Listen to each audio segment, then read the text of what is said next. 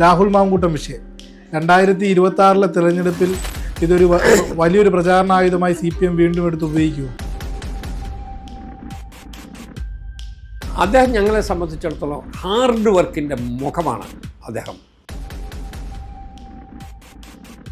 BJP കേരളത്തിൽ പടർന്ന് പന്തലിക്കുകയാണ്. പക്ഷെ അവരുടെ വോട്ട് ഷെയർ 20% നിന്നും 16% എത്തി. ആര്യകഞ്ഞി വടക്കഞ്ചി നമ്മൾ അതാണ് ഇപ്പോൾ കഴിച്ചുകൊണ്ടേയിരിക്കുന്നത്. ഈ പാർലമെന്ററി ജനാധിപത്യത്തിലേക്ക് എങ്ങനെയാണ് എത്തിയത്? ആദ്യമായി MLA ആയ ആ വർഷവും കാര്യവും ഒന്ന് ഓർത്തെടുക്കാൻ. ഞാൻ ആദ്യമായിട്ട് MLA ആകുന്നതിന് വേണ്ടി ആഗ്രഹിച്ചത് എൻ്റെ നിയോജകമണ്ഡലം കോട്ടയത്ത് നിന്നാണ്. അത് ഞാൻ ബെസേലിയസ് കോളേജിലെ വിദ്യാർത്ഥിയായിട്ട് പഠിത്തം കഴിഞ്ഞ് പുറത്തിട്ടൊക്കെ ഉള്ളൂ. തിരഞ്ഞെടുപ്പ് വന്നപ്പോൾ എന്നെ സ്ഥാനാർത്ഥിയായി ഹൈക്കമാൻഡ് തീരുമാനിച്ചു. അപ്പം ഞാൻ അതിൻ്റെ പിന്നാലെ കൂടി. എന്ന് പറഞ്ഞാൽ കിട്ടിയത് വലിയൊരു അംഗീകാരമല്ലേ കിട്ടിയത്. ചെറുപ്പക്കാരായ ആളുകൾക്ക് അന്ന് സ്വപ്നം കാണാൻ കഴിയാത്ത വിധത്തിലുള്ള ഒരു അംഗീകാരം എനിക്ക് കിട്ടി. എനിക്കെതിരായിട്ട് അന്ന് കണ്ടസ്റ്റ് ചെയ്തത് ദിവംഗതനായ ശ്രീ TK രാമകൃഷ്ണനാണ്. എനിക്ക് അദ്ദേഹത്തെക്കുറിച്ച് ഇന്നും ബഹുമാനമാണ്. അന്ന് മത്സരിക്കുന്ന കാലത്തും വലിയ ബഹുമാനമായിരുന്നു. ഞങ്ങളുടെ കൂട്ടത്തിൽ മത്സരിച്ച ഒരു സ്വതന്ത്ര സ്ഥാനാർത്ഥിയുണ്ട്. അദ്ദേഹം എറിക്ക് മുറിക്ക് എന്നുള്ള തമാശ പേരിൽ അറിയപ്പെടുന്ന വ്യക്തിയാണ്. അദ്ദേഹം മരിച്ചുപോയി. അതോടുകൂടി തെരഞ്ഞെടുപ്പ് മാറ്റിവെച്ചു. ഞങ്ങൾ ഏതാണ്ട് തെരഞ്ഞെടുപ്പിൻ്റെ പോളിങ്ങിൻ്റെ 6-7 ദിവസം ബാക്കി നിൽക്കുമ്പോഴാണ് ഈ ഒരു സംഭവം ഉണ്ടായത്. അതോടുകൂടി ആ തെരഞ്ഞെടുപ്പ് മാറ്റിവെച്ചു. തെരഞ്ഞെടുപ്പ് മാറ്റിവെച്ച് 57 CPM-ൻ്റെ ഗവൺമെൻറ് വന്നു, LDF-ൻ്റെ ഗവൺമെൻറ് വന്നു. ആ ഗവൺമെൻറ്റിൽ എൻ്റെ എതിരായിട്ട് നിന്ന എതിർ സ്ഥാനാർത്ഥി ശ്രീ TK രാമകൃഷ്ണൻ മന്ത്രിയാക്കി അദ്ദേഹത്തെ സത്യപ്രതിജ്ഞ ചെയ്യിച്ചു. പിന്നീട് 1 മാസത്തിനുള്ളിൽ പുതിയൊരു തെരഞ്ഞെടുപ്പിലിട്ട് വരിക. അപ്പോൾ ഒരു ഗവൺമെൻറ്റിനെ മുഴുവൻ ഞാനെങ്ങനെ നേരിടാൻ പറ്റും? എനിക്കതിനുള്ള ശക്തിയൊന്നുമില്ല. അതുകൊണ്ട് എന്തായി, സ്വാഭാവികമായും ആ തെരഞ്ഞെടുപ്പ് മാറ്റിവെച്ചത് കൊണ്ട് എനിക്കൊരു ക്ഷതമുണ്ടായിട്ടുള്ളൊരു വ്യക്തിയാണ്. പക്ഷേ അതുകൊണ്ടൊരു മാറ്റം ഉണ്ടായി.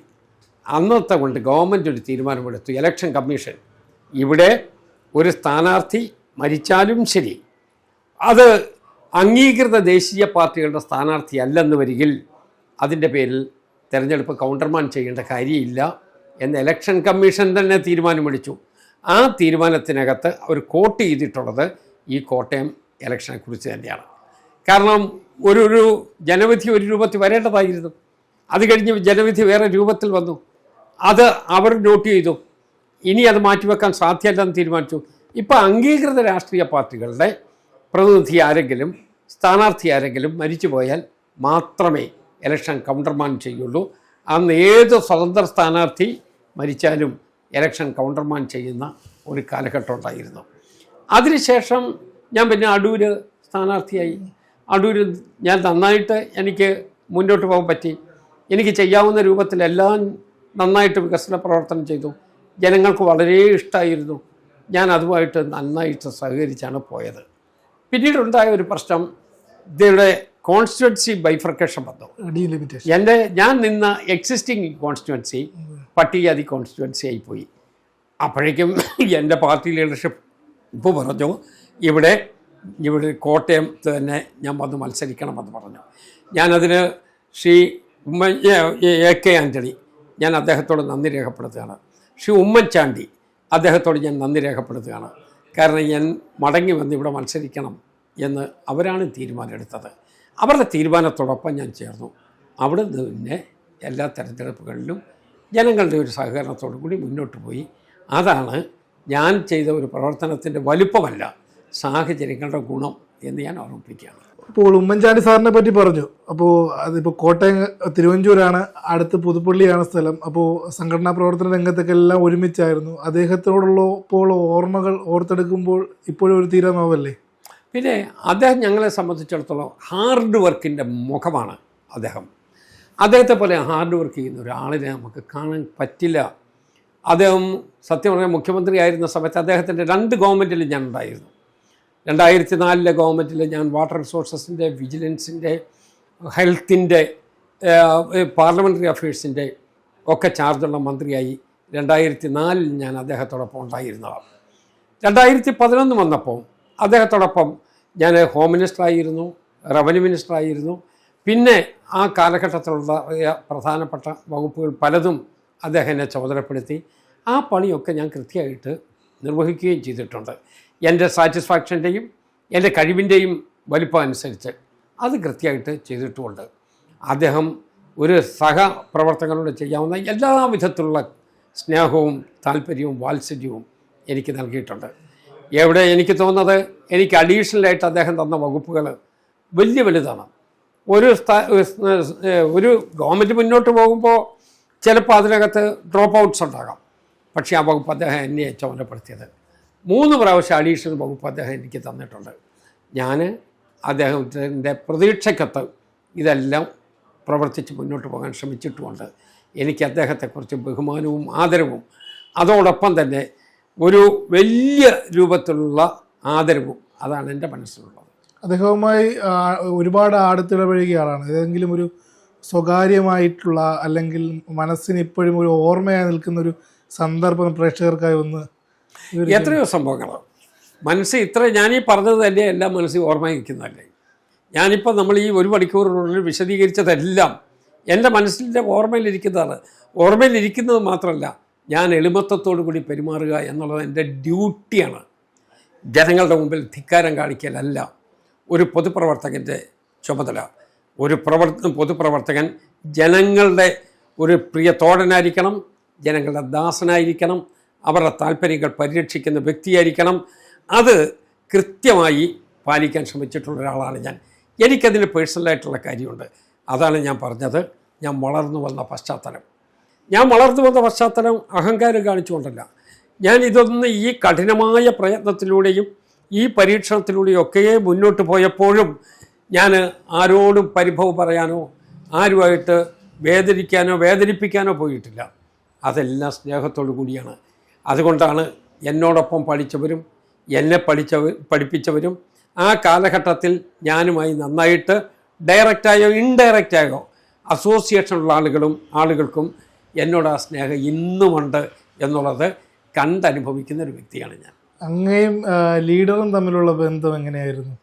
അദ്ദേഹം വലിയ നേതാവാണ്. കാരണം ഏജിൽ കുറച്ചുകൂടി അപ്പുറത്ത്. അതെ അതെ. അതുകൊണ്ട് സ്വാഭാവികമായിട്ടും ആ അപ്പുറത്ത് നിന്നുകൊണ്ടാണ് ഞങ്ങൾ അദ്ദേഹത്തെ കണ്ടത്. അദ്ദേഹം ആഭ്യന്തര വകുപ്പ് മന്ത്രി ആയിരിക്കുമ്പോൾ ഞാൻ KSU പ്രസിഡന്റാണ്. സ്വാഭാവികമായിട്ടും ചില കാര്യങ്ങളിലകത്ത് ഒരു വിദ്യാർത്ഥിയുടെ കാഴ്ചപ്പാടും ഒരു ഭരണാധികാരിയുടെ കാഴ്ചപ്പാടും തമ്മിൽ ചിലപ്പോൾ വ്യത്യാസം ഉണ്ടാകണമല്ലോ. കാരണം ഒരു വിദ്യാർത്ഥി സംഘടനാ നേതാവ്, പ്രത്യേകിച്ച് KSU പോലൊരു പ്രസ്ഥാനത്തിൻ്റെ പ്രസിഡൻറ്റും ആ കാലഘട്ടത്തിലെ ഒരു ഭരണകർത്താവും തമ്മിൽ ചില വിയോജിപ്പുണ്ടാകും. പക്ഷേ ആ വിയോജിപ്പ് ഡിസ്റെസ്പെക്റ്റ് കൊണ്ടല്ല, ഇരിക്കുന്ന സ്ഥാനങ്ങൾ തമ്മിലുള്ള വ്യത്യാസമാണ്. പക്ഷേ എന്തായാലും ലീഡർ വിളിച്ച് ഒരു 5 മിനിറ്റ് വർത്തമാനം പറഞ്ഞാൽ അതെല്ലാം തീരുമാനമായിരുന്നു. ഞങ്ങൾ പിന്നെ അതിന് എതിരായിട്ട് നീങ്ങുന്ന പ്രശ്നമേ ഉണ്ടായിട്ടില്ല. അങ്ങ് ഇതിനു മുമ്പ് ആഭ്യന്തര വകുപ്പ് കൈകാര്യം ചെയ്തിരുന്നൊരു മന്ത്രിയാണ്. കഴിഞ്ഞ 10 വർഷത്തെ ആഭ്യന്തര വകുപ്പിനെയും പോലീസിനെയും എങ്ങനെ വിലയിരുത്തുന്നു? ആഭ്യന്തര വകുപ്പ് ഞാൻ അതിനെക്കുറിച്ച് പറഞ്ഞാൽ നിലവിൽ അത് കൈകാര്യം ചെയ്ത മുഖ്യമന്ത്രിയെ വിമർശിക്കുന്നു എന്നൊരു തെറ്റിദ്ധാരണ വരും. പക്ഷെ മെറിറ്റ് എനിക്ക് കാണാതിരിക്കാൻ കഴിയില്ല. ഇവിടെ ഇവർക്ക് തെറ്റിയിരിക്കുന്ന പാളിച്ച വകുപ്പിൻ്റെ നിയന്ത്രണം സത്യം പറഞ്ഞാൽ പലരിലായിപ്പോയി. പാർട്ടി സെറ്റപ്പിൻ്റെ വ്യത്യാസമാണ്. കാരണം പാർട്ടി സെക്രട്ടറിമാരാണ് നേരിട്ട് DIGയെയും അതിന് മേളിൽ തൊട്ട് താഴെയുമുള്ള പോലീസ് ഉദ്യോഗസ്ഥരെയും നിയന്ത്രിക്കുന്നതും അവർക്ക് നിർദ്ദേശം കൊടുക്കുന്നത്. ആ നിലയിലേക്ക് പോയപ്പോഴെന്തായി, കേരളത്തിൽ 14 DIGമാർ വന്ന് നിന്നതുപോലെ ഒരു തോന്നലുണ്ടായി. അപ്പോൾ അതുകൊണ്ട് ഇവരെ പ്രീതിപ്പെടുത്താൻ എന്ത് കൂടുതൽ ചെയ്യണം എന്നൊരു തോന്നലാണ് പോലീസ് ഉദ്യോഗസ്ഥന്മാരിൽ വന്നത്. കാരണം ഇവർ പറയുന്നതേ നടക്കൂ. അപ്പോൾ അവരെ തൃപ്തിപ്പെടുത്താതിരിക്കാൻ പറ്റില്ല.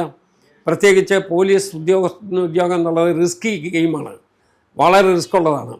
അതിനകത്തൊരു നടപടി എടുക്കാൻ വളരെ ശുദ്ധമായ മനസ്സിലോട് പോയാലും ശരി, ഒരു നടപടി എടുക്കേണ്ടി വന്നാൽ അതിന് അനുകൂലവും പ്രതികൂലവുമായിട്ടുള്ള കാര്യങ്ങളുണ്ടാകാം. അതിൽ ഒരു സപ്പോർട്ട് പാർട്ടിയുടെ കിട്ടണം, ഭരണത്തിൻ്റെ കിട്ടണം എന്നിവർ മോഹിക്കും. അത് കിട്ടണമെന്നുവരികിൽ പാർട്ടിക്ക് കീഴ്പ്പെട്ടിരിക്കണം എന്നുള്ള അനുഭവം പല ഉദ്യോഗസ്ഥന്മാരിലും ഉണ്ടായി. അതുകൊണ്ട് എന്തായി, ഈ പോലീസ് കറക്റ്റ് പോലീസിങ് സിസ്റ്റം അല്ലാതെ പോയി ട്രാക്ക് തെറ്റി. അതാണ് കേരളത്തിൻ്റെ പ്രശ്നം. ഈ പോലീസ് അട്രോസിറ്റീസ് ഇപ്പം കഴിഞ്ഞ കാലങ്ങളിൽ ഒരുപാട് വിഷയം നടന്നു. പോലീസ് അട്രോസിറ്റീസിനെ നിയന്ത്രിക്കാൻ ഇവിടുത്തെ ആഭ്യന്തര വകുപ്പിന് കഴിഞ്ഞിട്ടില്ല. അത് മറികടക്കാൻ UDF സർക്കാർ വന്നാൽ ചെയ്യാൻ പോകുന്നത് എന്തെങ്കിലും ഒരു നയം കാണില്ലേ UDFന്? തീർച്ചയായിട്ടും ഞാനിപ്പോൾ അതിനെക്കുറിച്ച് ഇപ്പോൾ പറയുന്നത് ശരിയല്ല. കാരണം പറയുമ്പോൾ രണ്ട് തെറ്റിദ്ധാരണ വരും. ഞാൻ നേരത്തെ ആഭ്യന്തര വകുപ്പ് മന്ത്രിയായിരുന്നു. ബെസ്റ്റ് മിനിസ്റ്റർ എന്നുള്ള നിലയിൽ എനിക്ക് അവാർഡ് തന്നിട്ടുള്ളതാണ്. അതാണ് ചോദിച്ചത്. അതെ, അതൊക്കെ ഞാൻ അംഗീകരിക്കുകയും ചെയ്യുന്നു. പക്ഷേ ഞാനിപ്പോൾ ഈ കാര്യത്തിന് അഭിപ്രായം പറഞ്ഞാൽ ഞാൻ എന്തോ ഉള്ളിൽ വെച്ചുകൊണ്ട് പറയുന്നു എന്നൊരു തെറ്റായ ധാരണ വരും. ഞാൻ ഉള്ളിൽ വെച്ച് പറയുന്നതേ ഇല്ല. നിഷ്കളങ്കതയാണ് എൻ്റെ മുഖഭാവം തന്നെ. ഞാനതുകൊണ്ട് ആ ട്രേഡ് മാർക്ക് കളയാൻ ആഗ്രഹിക്കുന്നുമില്ല. ഞാൻ അതിനകത്തൊന്നും പറയുന്നുമില്ല. കഴിഞ്ഞ തദ്ദേശ തെരഞ്ഞെടുപ്പ് കഴിഞ്ഞപ്പോൾ BJPക്ക് തിരുവനന്തപുരം കോർപ്പറേഷൻ പിടിക്കാൻ കഴിയുന്നൊരു സാഹചര്യം ഉണ്ടായി. അപ്പോൾ അവരവകാശപ്പെടുന്നത് BJP കേരളത്തിൽ പടർന്ന് പന്തലിക്കുകയാണെന്നാണ്. പക്ഷേ അവരുടെ വോട്ട് ഷെയർ 20% നിന്നും 16% എത്തി. അപ്പോൾ BJP കേരളത്തിൽ അങ്ങ് പടർന്ന് പന്തലിക്കുകയാണോ? അതല്ല, BJPക്കുള്ളത് എന്ത് കിട്ടിയാലും അവർക്ക് നേട്ടമാണ്. അതാണ് കാരണം, അവർക്കൊന്നും ഇല്ലല്ലോ. അപ്പോൾ എന്ത് കിട്ടിയാലും നേട്ടമാണ്. അപ്പോൾ ഇപ്പോൾ കോർപ്പറേഷൻ കിട്ടിയെന്ന് പറയുമ്പോൾ അവർ നല്ല പൂത്തിരി കത്തിക്കുകയാണ്, നല്ല ഭയങ്കരമായിട്ട് അവർ ആഘോഷിക്കുകയാണ്. ആഘോഷിച്ചോട്ടെ, അതൊരു രാഷ്ട്രീയ പാർട്ടിയുടെ അവർക്ക് കിട്ടുന്ന സന്ദർഭം അവർ നന്നായി വിനിയോഗിക്കുകയാണ്. പക്ഷേ കേരളത്തിലെ ജനങ്ങൾ എവിടെയാണ് നിൽക്കുന്നത് എന്നുള്ളത് നമുക്കറിയില്ലേ. ആ ജനങ്ങൾ സ്വാഭാവികമായിട്ടും മതനിരപേക്ഷതയ്ക്ക് വേണ്ടി നിൽക്കുന്നവരാണ്, സമാധാനത്തിന് വേണ്ടി നിൽക്കുന്നവരാണ്, തുല്യനീതിക്ക് വേണ്ടി നിൽക്കുന്നവരാണ്, രാജ്യസ്നേഹത്തിന് വേണ്ടി നിൽക്കുന്നവരാണ്. ആ നിലപാടിൽ നിന്ന് കേരളത്തിലെ ജനങ്ങൾ മാറില്ല. കാരണം കേരളത്തിലെ ജനങ്ങളുടെ മൈൻഡ് സെറ്റ് ഫിക്സ്ഡ് മൈൻഡ് സെറ്റാണ്. ആ മൈൻഡ് സെറ്റിനകത്തൊരു തെരഞ്ഞെടുപ്പ് കൊണ്ടൊന്നും അത് മാറില്ല. അതേപോലെ ഈ കേരളത്തിൽ ഇനി വരുന്നത് ഒരു ജെൻസി കാലഘട്ടമാണ്. ജെൻസി പുതുതലമുറ ആ കാലഘട്ടമാണ്. ഈ പുതുതലമുറയിൽപ്പെട്ടവർ അരാഷ്ട്രീയവാദികളായി മാറുന്നത് രാഷ്ട്രീയ പാർട്ടികൾക്ക് ഒരു തിരിച്ചടിയായി മാറിയില്ലേ? അത് കേരളത്തിൽ മാത്രമല്ല, ഇന്ത്യ ഒട്ടാകെ ഉണ്ടല്ലോ. JNUവിൽ നടക്കുന്ന സമരം, അതിനേക്കാൾ ജെൻസിയിലേക്ക് ഇന്ത്യയിൽ വേറെയുള്ളത്തില്ലല്ലോ. JNUവിൽ നടക്കുന്ന സമരം നിങ്ങൾക്ക് എല്ലാവർക്കും അറിയില്ലേ? ഇന്ത്യൻ യൂണിവേഴ്സിറ്റികളിൽ പലയിടത്തും നടക്കുന്ന സമരം, ഇന്ത്യയിലെ പ്രധാനപ്പെട്ട സർവകലാശാലകളിൽ നടക്കുന്ന അല്ലെങ്കിൽ കോളേജുകളിൽ നടക്കുന്ന സമരം, അവിടെയൊക്കെ രാഷ്ട്രീയ പ്രശ്നങ്ങളല്ല പലപ്പോഴും അതിൻ്റെ ഹൈപ്പിൽ വരുന്നത്, മറ്റ് പല പ്രശ്നങ്ങളുമാണ്. അപ്പോൾ ഒരു കാലഘട്ടത്തിൻ്റെ പ്രത്യേകതയുണ്ട്. നേരത്തെ നമ്മുടെ മനസ്സിൽ ഈ ചോദ്യം ചോദിക്കാൻ തോന്നുന്നത്, പണ്ട് നമ്മളുടെ മൈൻഡ് സെറ്റിൽ നമ്മൾ ഫിക്സ് ചെയ്ത് വെച്ചിരിക്കുന്ന ഒരു ഇതുണ്ട്, അജണ്ടയുണ്ട്. അതെന്താ? സ്വാതന്ത്ര്യ സമരം, അതിന് നേതൃത്വം കൊടുത്ത കോൺഗ്രസ്, അതിനുശേഷം അധികാരം കിട്ടി, ജനങ്ങളുടെ പങ്കാളിത്തത്തോടു കൂടി അധികാരം, അതിൻ്റെ 75 വർഷം, അതിനൊരു ഭരണഘടന, ആ ഭരണഘടനയുടെ 10-75 കൊല്ലത്തെ പാരമ്പര്യം, ഇതൊക്കെ കണ്ടു വളർന്ന വിഭാഗത്തിൽപ്പെട്ട ആളുകളാണ് നമ്മൾ. അതേസമയം പുതിയ തലമുറയിൽ പല ആളുകളും അതൊന്നും കണ്ടിട്ടില്ല. അവർ പഴയ പശ്ചാത്തലം നോക്കിയില്ല. ഇപ്പോൾ നമ്മൾ എവിടെ നിൽക്കുന്നു എന്നുള്ളതേ അവർ ആലോചിക്കുന്നുള്ളൂ. ഇപ്പം നമ്മൾ നിൽക്കുന്നത് മാത്രം ആലോചിച്ചാൽ അവർ പറയുന്നത് ന്യായീകരണമുണ്ട്. യഥാർത്ഥത്തിൽ അതല്ലല്ലോ. എന്തായിരുന്നു ഇന്ത്യ എന്നുള്ള പ്രശ്നമില്ലേ? ഇവിടെ നമ്മളെ പ്രധാനപ്പെട്ട പ്രശ്നം, നമ്മൾ ചോദ്യത്തിന് ഉത്തരം പറയേണ്ടി വരുന്നത്, നമ്മുടെ കേരളത്തിൽ അടക്കം ഇന്ത്യയിലെ കുട്ടികൾ എന്തുകൊണ്ട് ഇന്ത്യ വിട്ടു പോകുന്നു? അവർ വിദേശ സർവകലാശാലകളെ എന്തുകൊണ്ട് തേടുന്നു? വിദേശ സർവകലാശാലകളിൽ കിട്ടുന്ന എല്ലാ സൗകര്യങ്ങളും ഇവിടെ കിട്ടിയാൽ നമ്മുടെ കുട്ടികൾ ഇവിടെ നിൽക്കുകയല്ലേ? അതുണ്ടാകുന്നില്ലല്ലോ. അതാണ് പ്രധാനപ്പെട്ട കാര്യം. കാരണം അവർക്ക് അവിടെ പഠിക്കാം, പഠിക്കുന്നതോടൊപ്പം തൊഴിൽ കിട്ടും, അവർക്ക് 1 രൂപ പോലും മുടക്കേണ്ടി വരികയില്ല, വിദ്യാഭ്യാസത്തിൽ നല്ല ആഭിമുഖ്യം, പിന്നെ നല്ല ഫാക്കൽറ്റിയാണ്, ലോകമെമ്പാടും ആദരവോടുകൂടി കാണുന്ന ഫാക്കൽറ്റിയാണ്.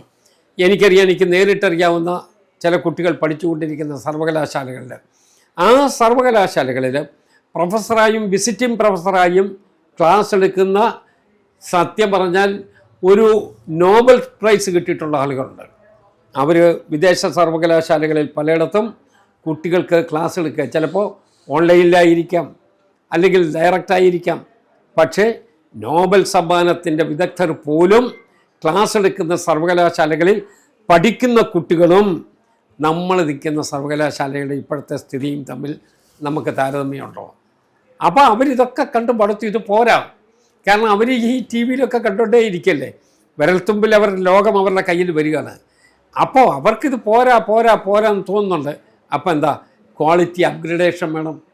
ആ അപ്ഡേറ്റിംഗ് ഉണ്ടാകുന്നില്ല. ആ ക്വാളിറ്റി അപ്ഡേറ്റിംഗ് ഉണ്ടായെങ്കിലേ പറ്റൂ.